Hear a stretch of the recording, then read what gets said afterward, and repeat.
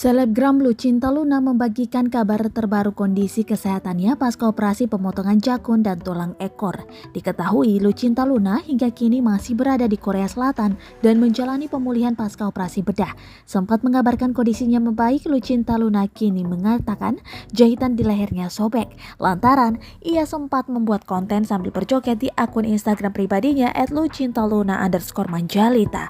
Setelah insiden berjoget itu, Lucinta Luna mengaku kapok buat konten sambil joget.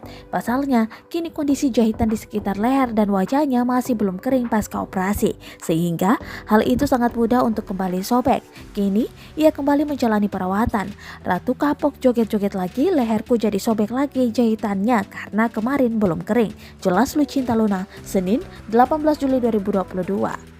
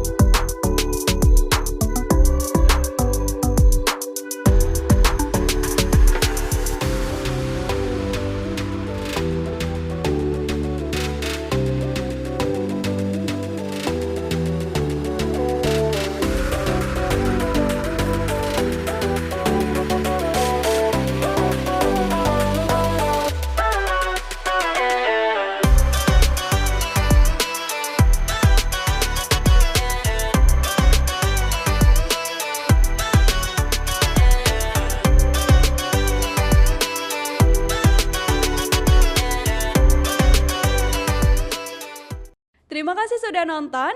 Jangan lupa like, subscribe, dan share ya.